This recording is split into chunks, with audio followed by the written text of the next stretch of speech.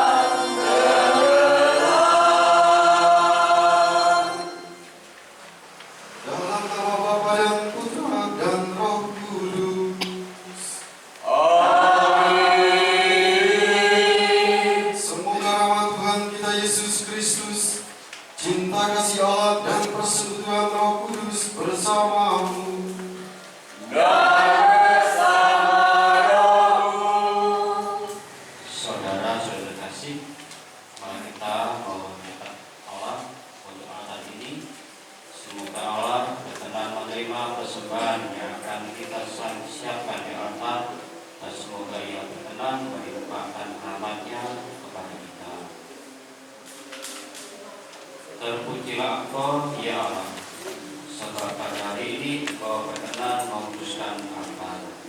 Ini tempat kami mempersembahkan korban demi kemuliaan nama-Mu. Terpujilah Engkau selama-lamanya. Seluruh bangsa manusia, setelah Kau selamatkan Aikat, membangun altar dan mempersembahkan korban yang berkenan kepadamu, ya Bapa.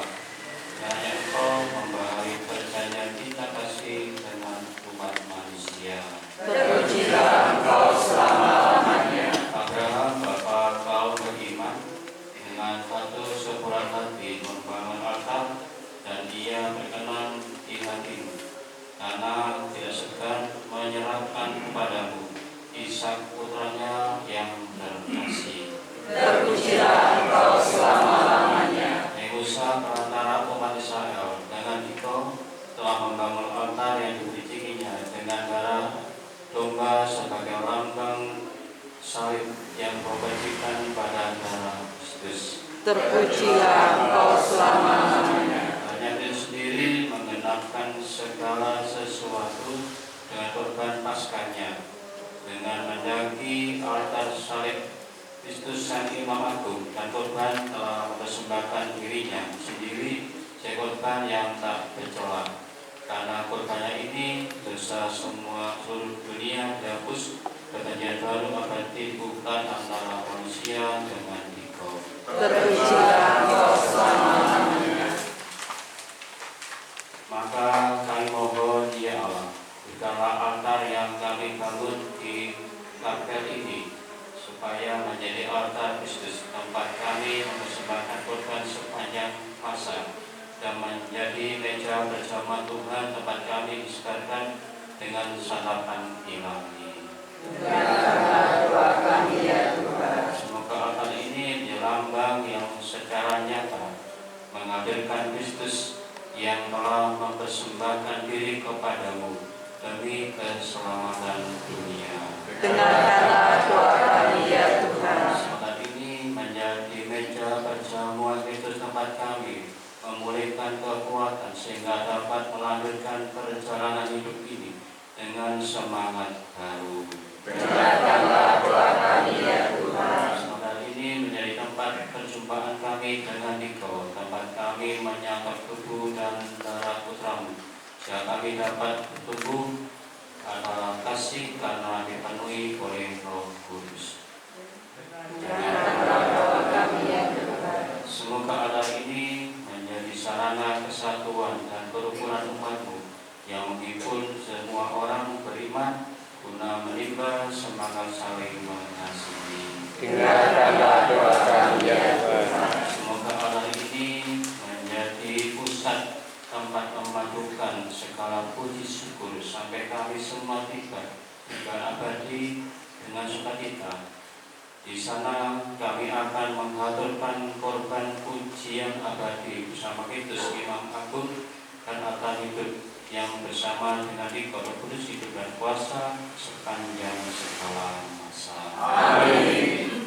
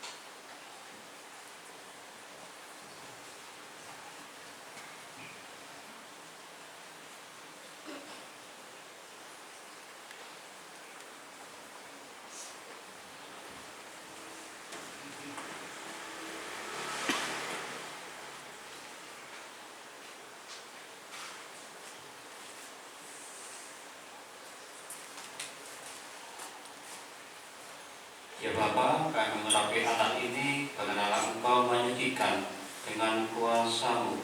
Agar ini menjadi tanda yang menyatakan Kristus sendiri yang telah mengorbankan diri kepadamu dan Tuhan yang berkuasa di sepanjang segala masa. Amin.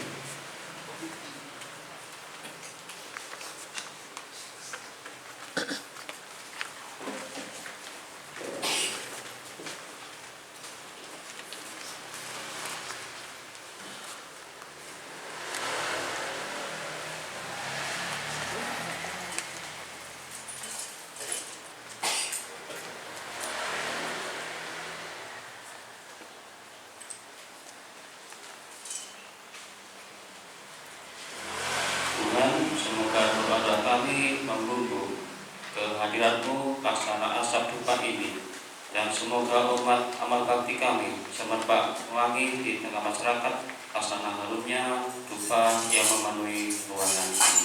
Amin.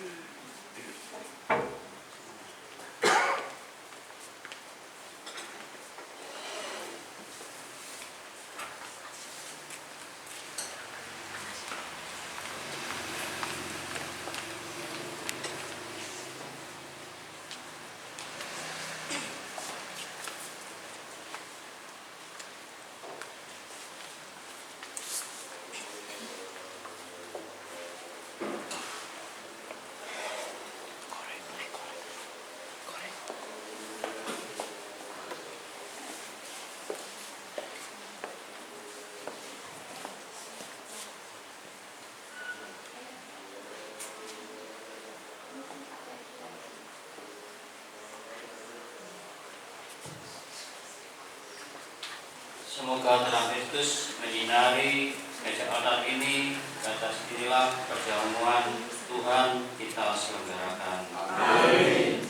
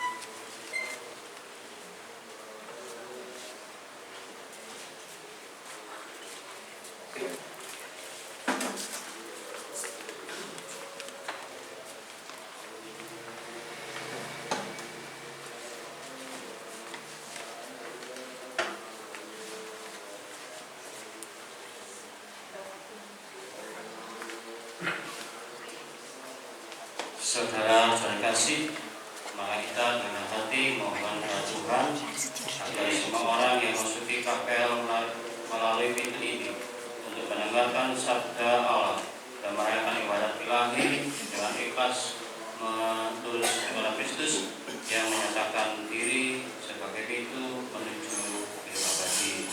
Mari kita berdoa. Kami muliakan Engkau ya Bapa yang kudus, sebab Engkau mengutus putramu ke dunia ini agar dengan menumpahkan darahnya ia menghimpun umat manusia yang tercerai-berai oleh dampak dosa dan menjadi pembawa serta pintu bagi mereka yang berhimpun dalam satu kawanan. Begitu itulah siapa saja yang masuk akan selamat, ia akan masuk dan keluar dengan aman dan menemukan padang rumput yang hijau. Maka kami mohon kepadamu ya Bapa, berkatilah pintu ini. Semoga umat beriman yang masuk melalui pintu ini boleh menghadap Dikau melalui Kristus Putramu dan bersatu dengan Roh Kudus. Semoga kami yang berkumpul dalam ini dan setia dalam iman akan Yesus Kristus, tertekun dalam pengajaran para rasul, mengambil bagian dalam pemecahan roti dan giat dalam berdoa, sehingga kami senantiasa berkembang dalam bangunan Kristus Gaib dan Tuhan kami. Amin.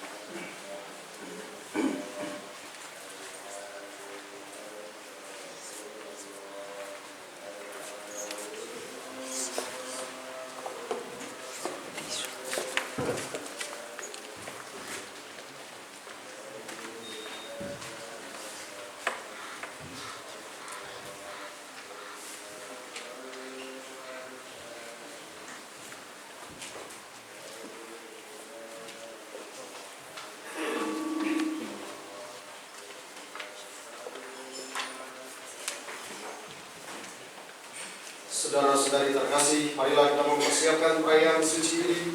Kita tunduk pertama-tama di hadapan Tuhan, menyesali kelemahan dan keterbatasan kita, supaya dipantaskan merayakan misteri suci ini. Saya mengaku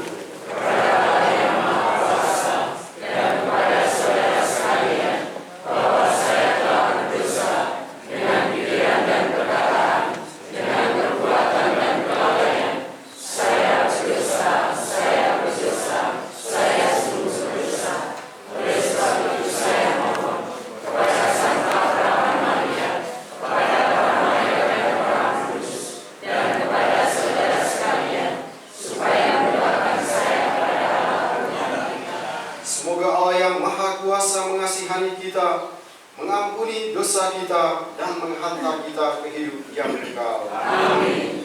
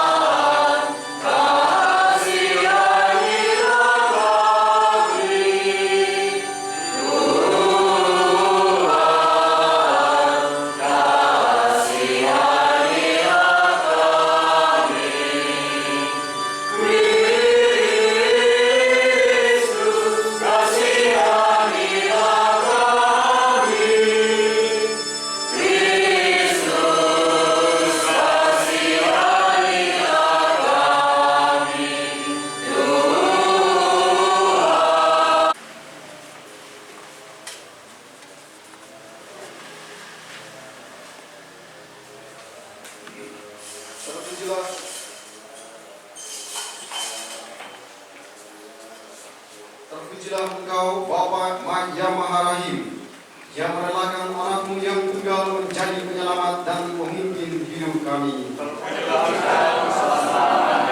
Terpujilah Engkau, Yesus Kristus, Sabda yang menjadi manusia, dan oleh yang teladan hidupmu di tengah kami, yang menjadi terang dunia yang tak terpadamkan.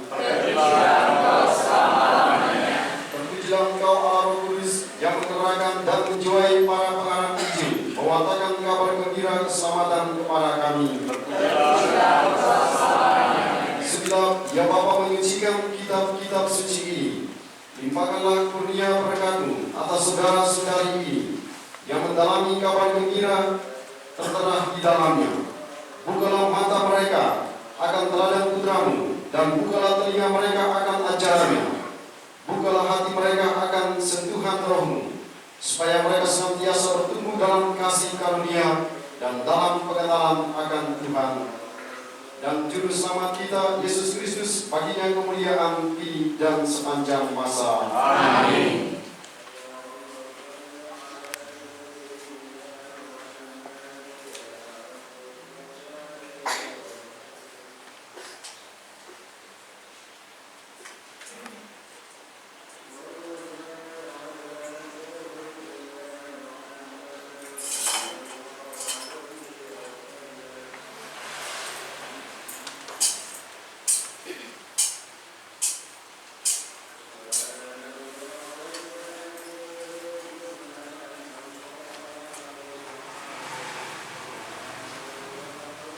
Kita mohonkan berkat atas mimbar. Saudara-saudari sekalian, Allah Bapa memberi kita karunia mendengarkan sabdanya, supaya kita mendapat santapan rohani daripadanya dan hidup dengan setia kepadanya. Maka marilah kita berdoa. Semoga sabda-Mu meresap di dalam hati kami. Ya Allah, semoga murid-murid Kristus Putra-Mu mendambakan sabda-Mu dengan rindu, serta menjadi saksi-saksinya yang setia di dunia. Semoga sabda-Mu meresap di dalam hati kami. Berilah supaya kami lebih mendalami sabda-Mu, lebih bersemangat menghayati iman, dan senantiasa bersungguh-sungguh mengamalkan pekerjaan yang baik. Semoga sabda-Mu meresap di dalam kebenaran sabdamu dan semakin mengenal Engkau, agar kami mengasihi Engkau dan mengabdi kepadamu dengan setia. Semoga sabdamu meresapi dalam hati kami. Semoga Engkau selalu beserta para pewarta sabdamu, supaya yang mereka ungkapkan dengan kata, mereka imani dalam hati, dan mereka hayati dalam kehidupan sehari-hari. Semoga sabdamu meresapi dalam hati kami. Ya Allah, Engkau berkenan memanggil manusia dari kegelapan masuk ke dalam cahayamu yang mengagumkan. Maka pantaslah kami bersyukur. Engkau tidak membiarkan kami merana tanpa santapan sabdamu yang manis. Sebaliknya, kepada kami yang berkumpul di dalam kapelah ini, Engkau tak henti-hentinya menyatakan keajaiban sabdamu. Ya Tuhan, kami mohon, berkatilah mimbar ini. Semoga dari mimbar ini suara putramu bergema dalam telinga kami, agar ilham Roh Kudus kami taati dengan setia. Semoga kami tidak hanya mendengarkan sabdamu, melainkan juga melakukannya dengan bersemangat. Semoga dari mimbar ini suara putramu bergema dalam telinga kami, sehingga kami menempuh jalan itu dengan giat dan mengikuti Kristus serta memperoleh kehidupan kekal, sebab Dialah Tuhan pengantara kami. Amin.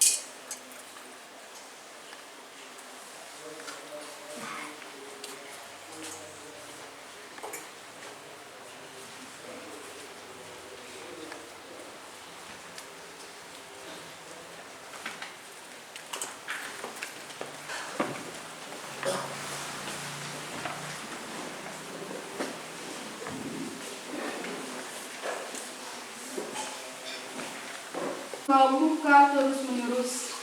Berapa lama lagi cemburumu berkobar-kobar seperti api?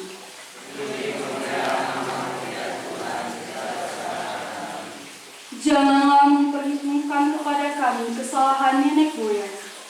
Kiranya rahmat-Mu segera menyongsong kami, sebab sudah sangat lemahlah kami.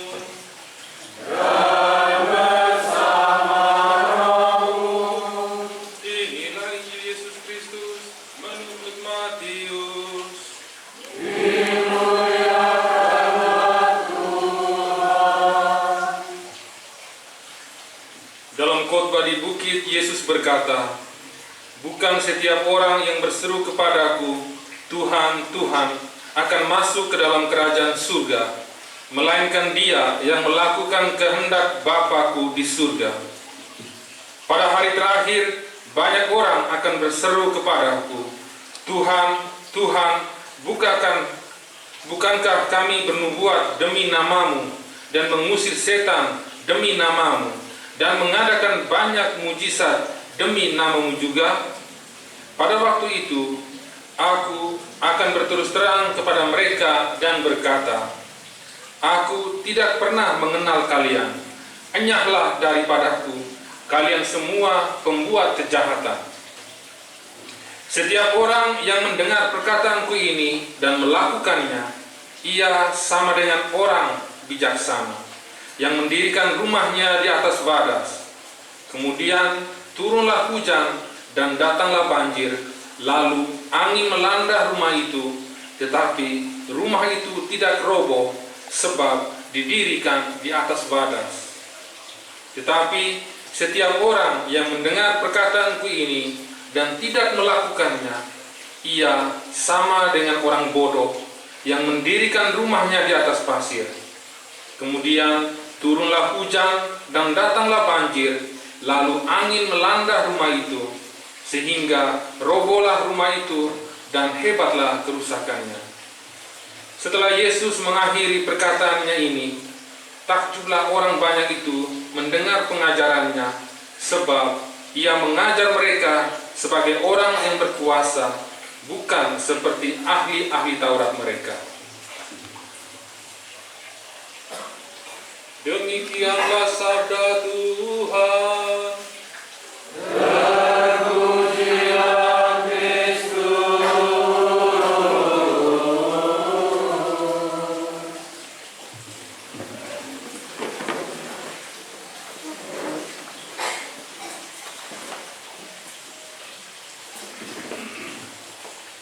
Bapak Ibu para saudaraku yang terkasih dalam Tuhan kita Yesus Kristus. Beberapa waktu yang lalu kita semua masih ingat ketika gempa bumi terjadi. Pusatnya Aceh Tengah. Pada malam itu banyak kehancuran terjadi. Rumah-rumah banyak menjadi hancur berantakan. Demikian juga saya ingat pada waktu itu gereja Kepanjen juga mengalami keretakan, gereja-gereja dan beberapa tempat lain yang juga mengalami hal yang sama. Juga beberapa umat yang berada di gereja dan kecepoan juga mengalami hal yang sama, keretakan, karena dasarnya gempa itu.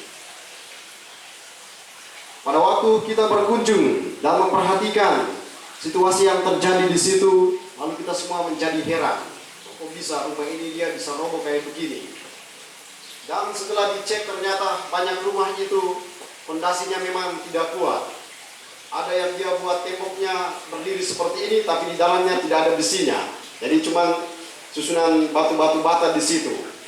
Lalu ada yang hanya mendirikan rumahnya langsung di atas tanah, setelah itu dia susun batu bata dan kemudian bangunan yang besar itu. Dan terjadilah demikian. Ketika gempa itu datang, semuanya menjadi hancur berantakan.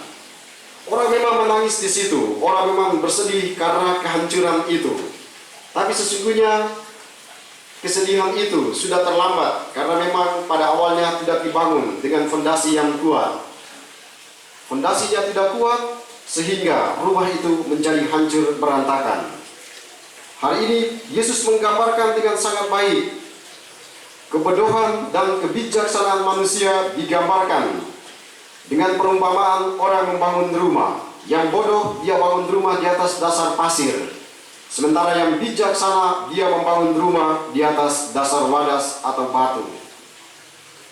Digambarkan dengan sangat baik. Yang bodoh ini dia akan menyesal, dia akan menangis karena rumah ini akan menjadi hancur berantakan ketika datang banjir, ketika datang hujan, dan kemudian datang angin.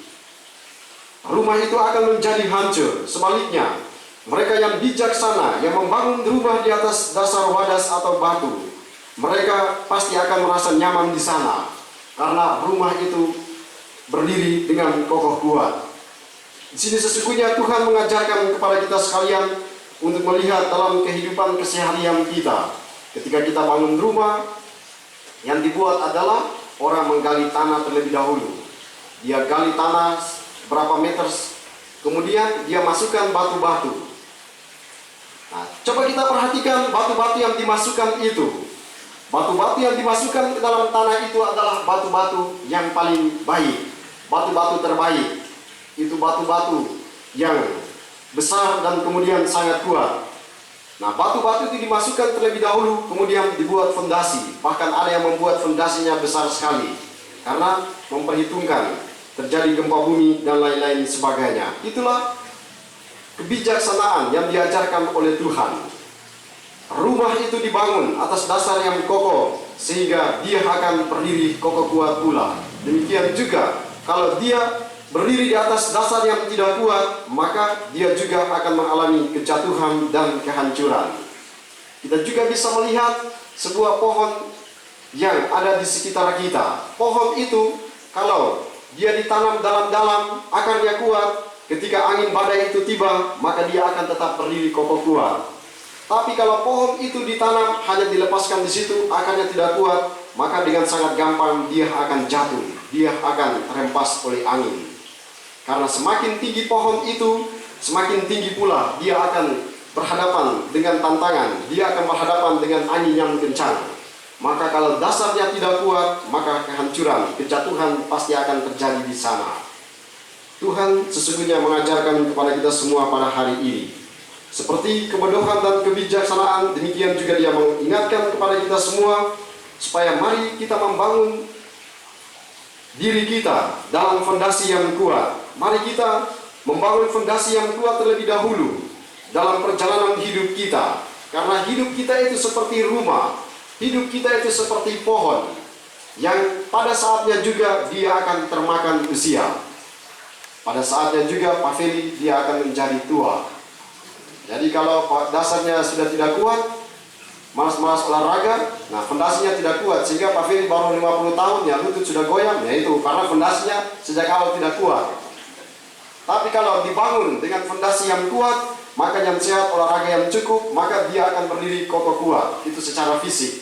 Nah, secara rohani, sama seperti rumah dan seperti pohon, semakin lama, semakin tinggi dia akan menghadapi gelombang, dia akan menghadapi tantangan. Demikian juga kita umat manusia. Semakin tinggi kedudukan, kita akan berhadapan dengan banyak persoalan, berhadapan dengan pergumulan. Semakin lama umur pernikahan kita, semakin lama pula kita akan menghadapi begitu banyak tantangan di sana. Semakin banyak umur imamat ini, semakin banyak pula tantangan akan dihadapi. Maka hari ini Tuhan mengajarkan, tantangan itu pasti dia akan datang. Dan kita diajak untuk tidak lari dari tantangan itu. Kita diajak untuk menerobos tantangan itu. Nah, sebelum turun tadi itu saya menonton sebuah video inspiratif tentang menerobos tantangan. Di situ digambarkan bagaimana dua binatang, yakni benteng dan kerbau. Banteng dan banteng dan sapi, ya, banteng dan sapi. Nah, itu digambarkan dengan sangat baik bahwa dua binatang ini punya feeling yang kuat tentang bencana alam yang akan terjadi. Nah, itu kesamaan dari dua binatang ini, banteng dan sapi. Nah, punya feeling yang kuat bahwa pada saat gempa bumi terjadi, itu mereka dua ini sudah punya feeling bahwa pasti akan terjadi sesuatu. Pada saat cuaca dia buruk, mereka dua punya feeling yang sama bahwa pasti akan terjadi sesuatu. Itu kesamaannya. Tapi perbedaan dari dua binatang ini adalah cara menghadapi tantangan itu. Bedanya adalah ketika badai itu datang, ketika angin kencang itu datang, ketika masalah besar itu datang, terjadi dua perbedaan untuk menghadapinya. Sapi, dia akan berlari mengikuti gelombang itu, dia akan berlari mengikuti angin itu. Di mana angin atau gelombang itu, sapi itu dia akan berlari terus seperti itu, mengikutinya. Beda dengan banteng. Banteng dia ketika melihat badai itu datang, dia lari terus menembusi awan badai itu. Lalu saya coba menemukan apa sesungguhnya yang dimaksud oleh pencerita ini. Nah, dia menggambarkan di akhir cerita itu, dia mengisahkan sesuatu yang inspiratif. Ketika badai itu datang, memang banteng ini dia akan merasa sakit karena dia harus menghadapinya. Dia akan dipukul oleh ombak gelombang itu dan dia akan merasa sakit. Tapi dia akan cepat mengakhirinya karena badai itu akan berlalu. Nah, itu. Jadi badai itu pasti akan berlalu, maka dia berlari menembusi badai itu sehingga cepatlah berlalu. Sementara sapi ini, dia terus berada dalam tekanan itu karena dia mengikuti arusnya. Padahal dia tidak tahu. Awalnya dia memikirkan bahwa ketika kita mengikuti arus itu kita aman. Padahal arus itu dia jauh sekali dan dia menderita. Menderita karena dia harus ikut arus itu. Arus itu dia ketemu dengan batu, nah dia tabrak batu. Arus itu ketemu dengan rumah, dia tabrak rumah. Nah itulah, sehingga dia mengalami kerusakan, dia mengalami kehancuran di sana. Nah tentu dikatakan banteng ini dia berani menghadapi badai yang besar itu karena dia punya kekuatan yang besar, dia punya kaki yang kuat, dan dia memastikan kakiku yang kuat ini bisa mampu berdiri menahan badai itu. Kaki yang kuat, fisik yang kuat ini pasti akan menembusi badai itu. Nah itulah perbedaannya, menjadi sebuah inspiratif bahwa badai itu pasti akan berlalu, masalah itu pasti akan berlalu. Dan itu di akhir cerita dikatakan masalah itu pasti akan ada, dan jangan lari dari masalah itu. Hadapilah, memang akan terasa sakit, tapi kemudian akan cepat tersembuhkan di sana karena dia pasti akan berlalu. Tapi ketika ada terus dalam pergulatan itu, ikut arus dalam arus itu, maka kehancuran, kelemahan, dan kemudian kekuatan itu akan berkurang sehingga terjadi kematian di sana. Itulah kisah inspiratif yang minimal tadi saya nonton itu. Nah, kita balik lagi ke Injil pada hari ini. Kita semua harus menjadi seperti banteng yang harus berani menerobos masalah yang akan kita hadapi. Harus berani menerobos angin, badai, hujan. Berani menerobos karena kita berdiri pada dasar yang kuat, berdiri pada fondasi yang kuat. Dan fondasi yang kuat itu dimaksudkan oleh Tuhan pada hari ini adalah Tuhan. Hidup harus dibangun dari sebuah fondasi yang kuat, yakni berakar pada Tuhan. Kalau hidup tidak berakar pada Tuhan, maka kekacauan akan terjadi di sana, kehancuran akan cepat terjadi di sana, tangisan akan cepat terjadi di sana, karena dasar tidak kuat. Pada saat masalah terjadi, pada saat angin ribut itu datang, ketika banjir itu datang, karena dasarnya tidak kuat, maka dia akan cepat menjadi lemah. Tapi kalau dasar itu, akar itu kuat, maka dia akan menjadi seperti rumah yang dibangun di atas dasar wadas tadi. Dia akan berdiri kokoh menghadapinya. Semoga sabda Tuhan hari ini menjadi inspirasi bagi kita sekalian, supaya dari hari ke hari mari kita membangun hidup kita, membangun keluarga kita, seperti yang diajarkan Tuhan pada hari ini, berakar pada Tuhan, supaya ketika menghadapi gelombang masalah dalam kehidupan ini, menghadapi angin yang kencang dalam hidup ini, kita akan berdiri kokoh kuat karena kita berakar pada Tuhan. Berkat Tuhan menolong dan memberkati kita semua. Amin. Kita mohon. Bagi para imam dan semua orang lain yang bertugas mewartakan kabar baik, ya Bapa, semoga para pewarta Injil tetap menyatakan kepada dunia bahwa kekuasaan dosa telah dimusnahkan oleh kasih karunia Allah. Marilah kita mohon.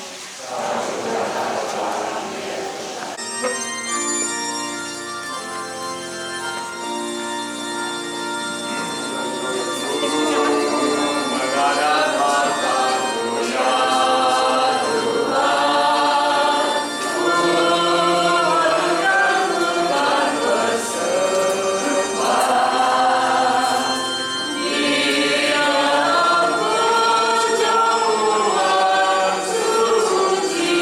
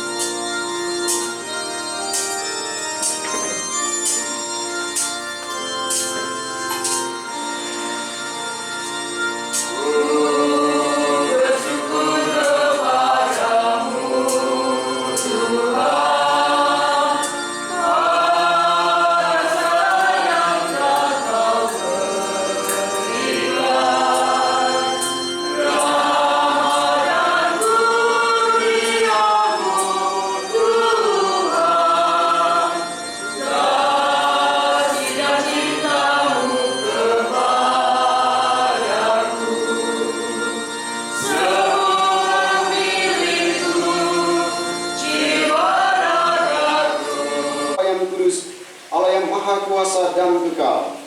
Di dalam dirimu kami hidup, bergerak, dan ada. Dan selagi masih hidup di dunia ini, kami tidak hanya merasakan buah kasih sayang-Mu setiap hari, tetapi juga sudah memiliki jaminan hidup abadi. Sebab dengan memperoleh buah-buah roh, yang dengan perantaraannya Engkau membangkitkan Yesus dari antara orang mati, kami berharap misteri Paskah menjadi bagian kami untuk selama-lamanya. Maka dalam perayaan yang menggembirakan ini, bersama semua malaikat, kami memuji-Mu dengan tak henti-hentinya berseru.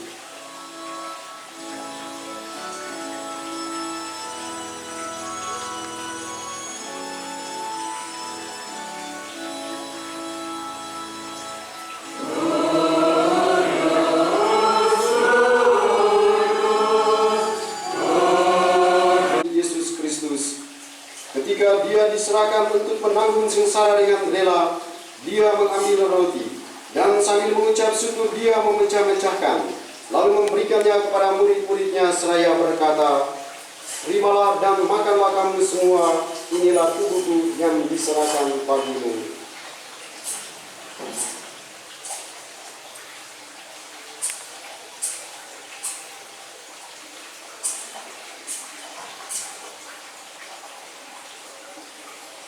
Demikian pula sesudah perjamuan Dia mengambil piala. Sekali lagi Dia mengucap syukur kepadamu, memberikannya kepada murid-muridnya seraya berkata, "Terimalah dan minumlah kamu semua, inilah piala darahku, darah perjanjian baru dan kekal, yang ditumpahkan bagimu dan bagi semua orang demi pengampunan dosa. Lakukanlah ini sebagai kenangan akan aku."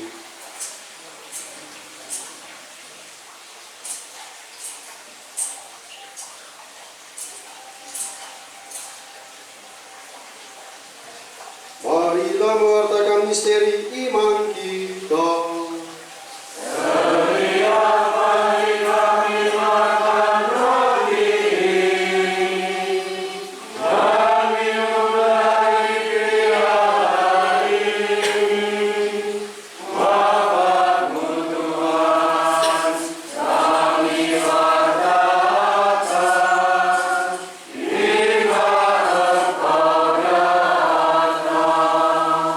Sambil mengenangkan wafat dan kebangkitan Kristus, kami mempersembahkan kepadamu Bapa, roti kehidupan dan piala keselamatan.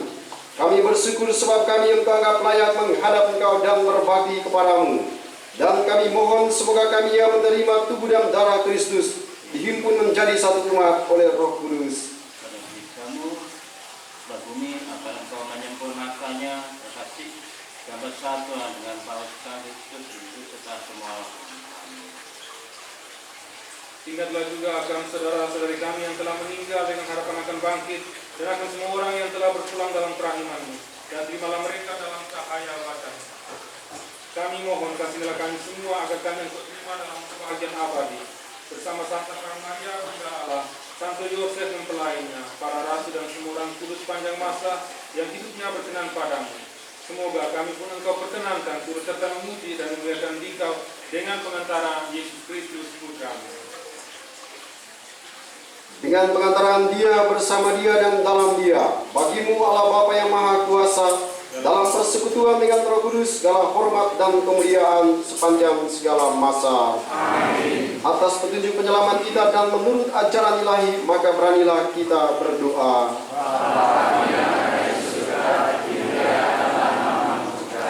Bahagialah saudara-saudari yang diundang ke perjamuan Anak Domba.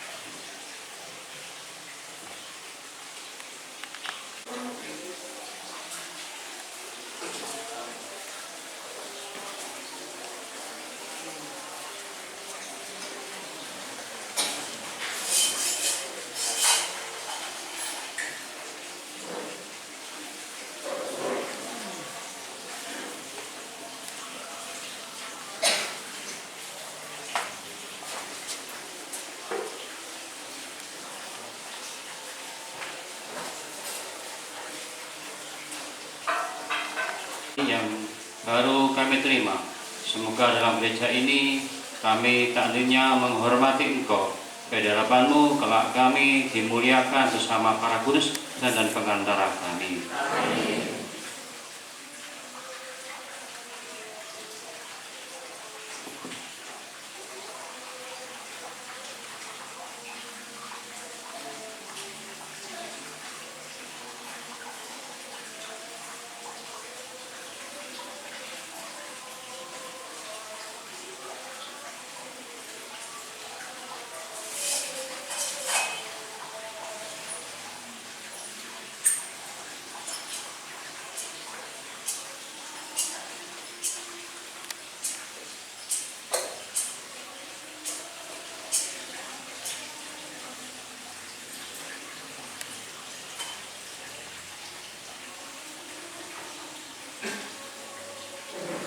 Saudara, kita lanjutkan dengan pemberkatan taman doa dan ruang-ruangan pertemuan dan ruang yang ada di pesawat ini.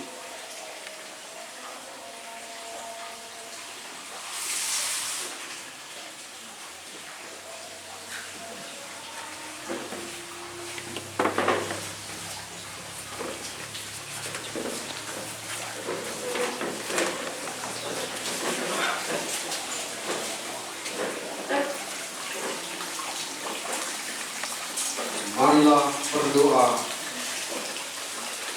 Allah Bapa yang Maha Kuasa dan Kekal, Engkau menciptakan bumi dan menyerahkan kepada manusia, supaya manusia saling melayani dalam kasih. Kami mohon berkatilah taman doa ini, sebagai sarana untuk berbakti dan memuji-Mu. Semoga pemberkatan taman doa ini membantu kuat beriman supaya pula kesalehan dan iman mereka semakin disuburkan. Ya Bapa, kami mohon kepadamu, semoga umat-Mu menerima anugerah berkat suci-Mu itu. Mereka terhindar dari segala bahaya dan mencapai tujuan yang Engkau kabulkan semua harapan dan permohonannya, karena Engkau berkuasa bersama Bapa dan Putra dan Roh Kudus.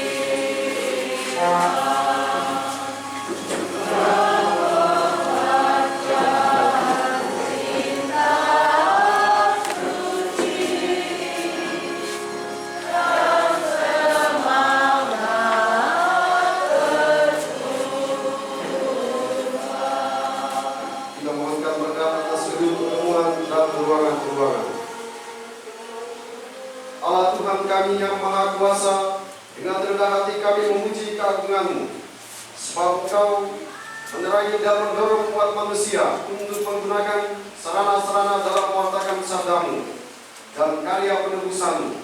Semoga prasarana gedung dan ruangan ini yang Engkau berkati, sehingga menjadi tempat untuk bekerja dalam kasih persaudaraan dan berbuat kebaikan demi pengembangan karya gereja menuju dunia ini. Engkau yang berkuasa bersama Bapa dan Roh Kudus, kini dan sepanjang masa. Amin.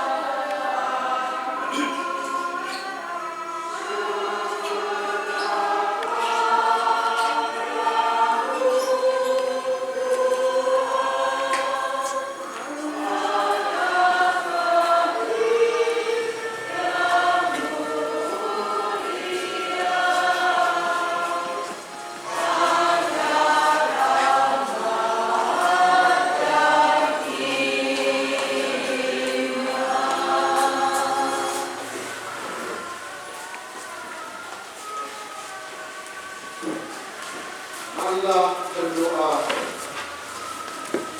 Allah yang Maha Kuasa dan Tunggal, kami mengucap syukur karena telah menemukan seorang saksi penuh wibawa yang telah membicarakan Dikau, ialah Yesus Mesias Tuhan kami.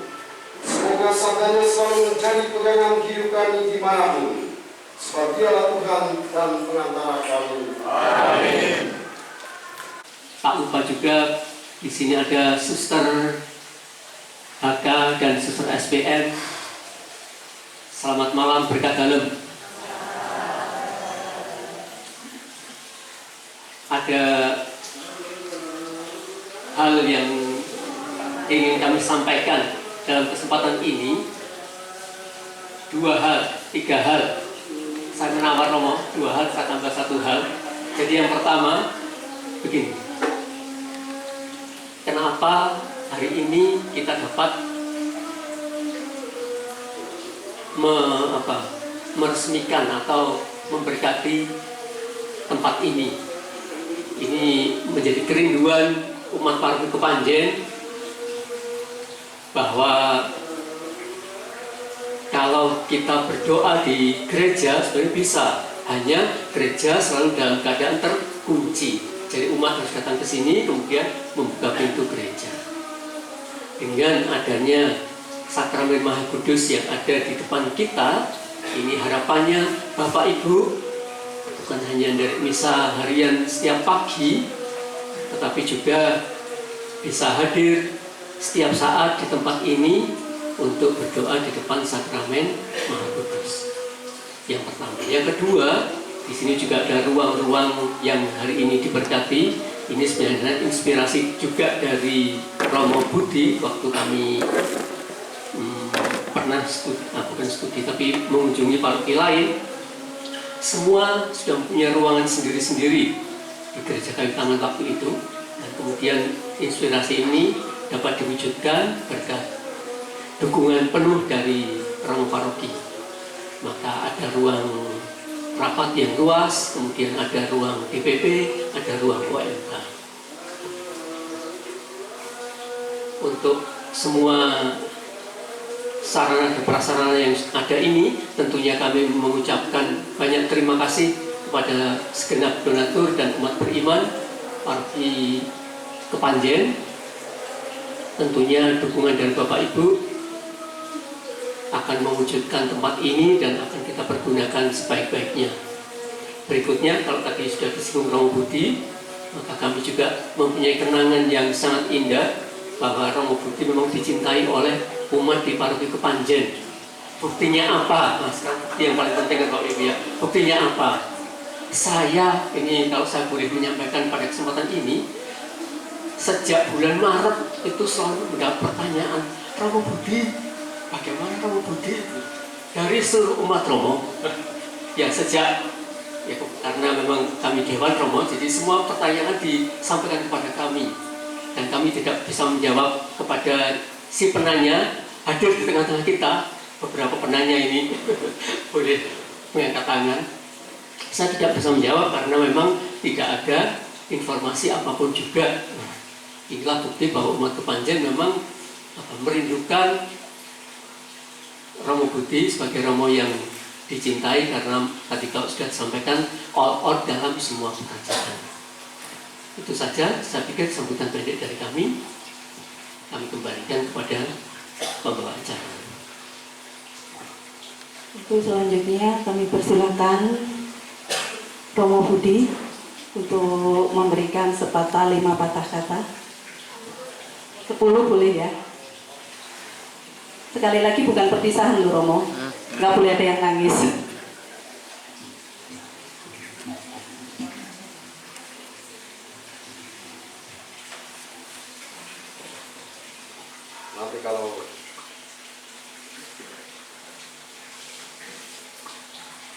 Nanti kalau lama sedikit tidak apa-apa ya. Karena saya tulis itu panjang sekali. Saya tulis itu dari waktu datang sampai pada hari ini. Tapi saya rencana nanti setelah ini, saya ini bagus-bagus, saya buat satu buku begitu, ya minimal buat saya sendiri supaya jadi kenangan. Nah, saya dengar itu, oh nanti hari ini ada pemberkatan, kemudian ya semacam perpisahan sedikit buat saya begitu. Nah, waktu ditentukan tanggal ini, lalu tadi malam itu saya dengar berita duka. Saudara kita Bartolomeus Yohanes Hartoyo meninggal dunia. Nah, pas saya dengar itu, saya kemudian merasa, wah, ini sesuatu yang bagus. Yang bagus minimal buat kami, karena ya mungkin Pak Manaputi dia lagi foto saya itu. Nah, mungkin Pak Manaputi masih ingat kalau kita di Maluku itu, kalau kita buat sebuah acara, sebuah momen untuk seseorang dan sebelum itu ada orang meninggal, nah itu berarti pratanda baik. Pratanda baiknya, jadi orang-orang tua-tua mereka katakan nanti orang yang meninggal itu dia ada di depan, sehingga dia akan menghalau semua yang ada di depan itu, sehingga perjalanannya akan selamat. Dan itu saya yakini setiap kali saya masuk seminari pasti ada yang meninggal. Terus orang katakan, nah itu pasti jalanmu akan lurus. Karena orang yang meninggal ini dalam bahasa daerah dikatakan unfair, itu berarti dia mematahkan. Dia mematahkan semua yang ada di depan sana, sehingga dia persiapkan jalan menuju ke sana. Akhirnya tadi malam saya duduk pikir-pikir, wah selalu saja pasti ada acara seperti ini, ada yang meninggal. Nah itu adalah sesuatu yang bagus. Lalu saya ingat, oh hari ini, nah pas hari ini itu ternyata 5 tahun persis mama saya meninggal dunia. Maka tadi didoakan itu, Bia Sinta itu mama saya itu. Nah, pas hari ini dia 5 tahun. Jadi saya pikir, wah tanggal ini bukan secara kebetulan, tapi pasti akan menjadi sesuatu yang selalu diingat. Nah itu yang pertama. Bapak Ibu, Romo Mar dan Romo Kristo serta DPP dan umat beriman yang saya hormati. Setiap pertemuan pasti ada perpisahan. Pertemuan itu akan mendapatkan makna ketika terjadi perjumpaan dan perpisahan. Bertemu dan saling mengenal bekerja sama, melayani, dan seterusnya. Perpisahan kemudian menghadirkan ingatan akan perjumpaan dan aktivitas dalam perjumpaan itu. Dari sinilah yang pergi dan yang ditinggal merefleksikan kembali arti sebuah perjumpaan. Sekaligus ada rasa kehilangan, mungkin ada rasa penyesalan karena belum mampu memberikan yang terbaik waktu hari-hari kemarin. Seandainya waktu bisa diputar ulang, maka kita akan melakukan yang terbaik. Walaupun demikian, ada rasa syukur karena kehadiran dan pelayanan. Itulah arti perjumpaan dan perpisahan. Jadi, saya kemarin duduk dan merefleksikan bahwa pertemuan dan perpisahan itu selalu meninggalkan kesan, dan kesannya itu selalu di akhir. Kita baru memahami dan baru mengerti arti sebuah perjumpaan ketika kita mau berpisah. Wah, sudah berpisah. Lalu kemudian kita katakan, wah, ternyata waktu sudah selesai dan saya belum melakukan ini dan itu. Wah, saya baru kenal orang ini, ternyata sudah berpisah. Nah, baru memahami arti kehilangan, arti perpisahan ketika terjadi perpisahan seperti ini. Maka saya baru mengenal orang-orang ini, wah, saya baru senang-senang dengan umat-umat, wah, sudah pindah lagi. Nah, baru memahami arti dari setiap orang yang kita jumpai. Maka merasa, aduh, masih lagi, mau lagi. Tapi ya itu, kalau mau jadi pastor ya harus siap untuk kemana saja. Nah, saya datang itu pada bulan Oktober tahun 2019. Pas saya datang itu, di sini masih ada Romo Utus dan saya tinggal di sini hampir 8 bulan nganggur karena harus menunggu kuliah. Nunggu kuliah semester berikut karena pendaftaran sudah selesai. Kami pulang ke Ambon, datang libur, ternyata sudah tutup pendaftaran semua. Lalu saya bilang sama Romo Ferry yang ada di Jantin, kami berdua, kita uskup bilang kita pulang saja. Uskup bilang tidak usah, kamu dua tinggal di situ, daripada kamu datang ke Ambon suruh balik ke sana, kamu dua sudah nggak mau lagi, tinggal di situ saja. Akhirnya kita dua menganggur di situ. Romo Ferry di Jambi dan saya di sini dan menunggu kuliah. Dan tinggal di sini 4 tahun setengah. Saya hitung 2 tahun setengah saya kuliah dan 1 tahun setengah itu pengangguran.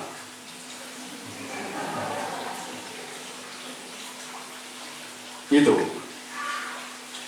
Lalu saya ingat, tadi panjang tidak apa-apa ya, supaya jangan sia-sia saya tulis. Saya ingat pada waktu saya datang pertama kali di tempat ini dan menjumpai orang-orang.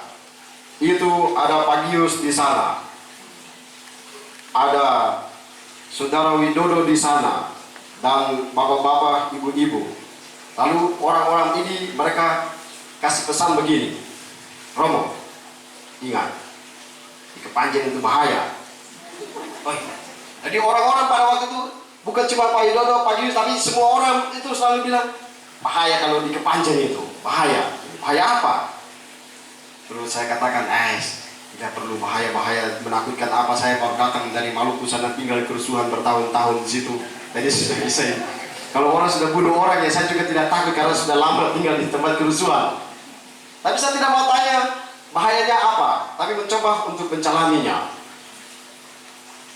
Lalu kemudian saya pernah katakan kepada beberapa orang itu bahwa ya bahaya dan oleh karena itu hati-hati. Nah, dari situ kemudian saya berpikir positif bahwa ya ada yang mengingatkan saya ada bahaya, maka harus hati-hati. Maka selalu saya ingat ada bahaya, maka harus hati-hati. Tapi kemudian saya kutip dalam Injil Matius bab 10 ayat 16 sampai 30. Saya bilang kepada beberapa orang pada waktu itu, saya bilang, ya memang bahaya apapun, karena memang saya masih tulis ini. Pada waktu itu, ketika Tuhan Yesus dia mengutus para murid, dia bilang begini dalam Matius 10, 16, 30. Lihatlah, aku mengutus kamu seperti domba di tengah-tengah serigala. Jadi serigala-serigala itu adalah masalah-masalah orang-orang. Nah itu semua serigala-serigala. Dan aku mengutus kamu ke tengah domba-domba di tengah-tengah serigala. Nah itulah tantangan. Jadi harus masuk ke dalam serigala itu. Harus berhadapan dengan serigala-serigala itu. Tidak boleh lari. Lalu Injil itu dia katakan dengan sangat baik bahwa jangan takut, karena ada yang akan menyerahkan kamu kepada imam kepala, ada yang menyerahkan kamu kepada tua-tua dan lain-lain sebagainya. Orang tua, orang muda, semua akan, ya secara garis besar dia katakan akan menghancurkan engkau. Tapi dalam Injil ini dikatakan pada saat pembelaan kamu jangan memikirkan tentang apa yang kamu katakan, karena Tuhan sendiri yang akan menjadi pembelamu. Tuhan sendiri akan menaruh kata-kata yang indah dalam mulutmu sehingga Anda akan tetap berdiri kokoh kuat. Lalu saya katakan, dan ini genap apa yang menjadi moto tabisan saya dalam Mazmur 121 ayat 3, penjagamu tidak akan terlelap. Nah, ini moto tabisan saya, penjagamu tidak akan terlelap. Dan saya pegang kata-kata ini, penjagamu tidak akan terlelap. Maka dimanapun berada, selalu dalam ketakutan dan kecemasan, selalu saya ingat, penjagamu tidak akan terlelap. Manusia boleh tidur, tapi Tuhan tidak akan tertidur dalam menjaga saya. Maka selalu ada keberanian, karena meyakini akan hal itu. Lalu kemudian seiring dengan perjalanan waktu, menjalani hari-hari hidup di paroki Kepanjen sepanjang 4,5 tahun ini, saya mulai awal kehadiran di paroki Kepanjen datang tahun 2019, dan kemudian bersama dua pastor paroki yang berbeda, Pastor Putus dan Pastor Mar, dua yang berbeda mengalaminya. Nah, di sini saya mencoba merefleksikan, setiap orang punya kelebihan, kekurangan. Lalu saya ingat pesan dari Bapak Uskup, kalau kita tinggal bersama pastor di pastoran 2 orang atau 3 orang, itu kamu harus menghayati bagaimana seperti bapak ibu, keluarga, suami istri. Maka hayatilah seperti itu. Sama seperti kita tinggal dalam pastoran, itu adalah keluarga. Maka kau tolong jaga, siapapun kita tolong jaga, supaya jangan sampai terjadi kehancuran di situ. Jangan sampai ada clash-clashnya di situ. Maka itu selalu saya jaga. Maka saya selalu menghindar. Ada sesuatu, sudah. Selalu menjaga supaya hubungan saya sama Romar selalu baik. Pokoknya selalu jaga. Apapun situasinya, pokoknya saya selalu jaga. Maka saya senang karena pada akhirnya saya jaga dengan baik. Saya sama Romar selalu guyon. Ya, melakukan segala sesuatu dalam keterbatasan, kelebihan dan kekurangan kami masing-masing, mencoba melakukannya. Dan Bapak Ibu bisa melihat semua yang terjadi di sini. Ya, kami berdua mencoba melaksanakannya. Ya, Romar tinggal bilang nanti begini. Oke. Nah, terus gue bilang, kok datang gitu, kau adalah pembantu. Maka sejak awal saya bilang sama Romar, nanti kalau hal-hal yang teknis nanti saya maju saja. Nanti Bapak urus hal-hal yang besar-besar saja, kecil-kecil nanti saya ajar. Nah itu. Dan saya bersyukur karena itu. Bersama dengan Romar selama ya kurang lebih 3 tahun. Dan ya menjalani hari-hari hidup dengan sukacita, menjalani hari-hari hidup dengan kegembiraan. Jadi semua dilakukan dengan guyonan, ya semua dilakukan dengan terbuka. Ya buat ini, oke. Dan tidak banyak bicara. Begini, oke. Begini, oke. Ya sudah, jalan seperti itu. Dan ya jujur saja bahwa waktu datang itu ketika kerja bakti di mana-mana, saya sudah bilang, ini Romar sudah tua, jadi tidak mungkin Romar pegang skop. Tidak mungkin Romar pegang pacul. Tidak mungkin Romar dia naik di atas itu, tidak mungkin. Yang naik adalah saya. Jadi Romar di bawah tinggal perintah, ini nanti ini. Nah itu karena ya memahami bahwa pertama itu Romar usia sudah begini dan tidak mungkin. Dan saya masih muda, dan ya memang masih muda, jadi harus melakukan apa yang harus saya lakukan. Itu. Sehingga semuanya berjalan dengan baik. Itu. Jadi Romar selama ini tidak pernah marah saya juga. Pokoknya semua berjalan ya mulus begitu saja, dan saya senang.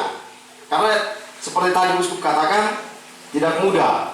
Karena coba kita lihat, pastoran-pastoran itu kita jujur saja, banyak yang bertengkar. Banyak pastornya mereka bertengkar, banyak suster juga bertengkar dalam biara. Karena kita hidup bersama itu tidak mudah.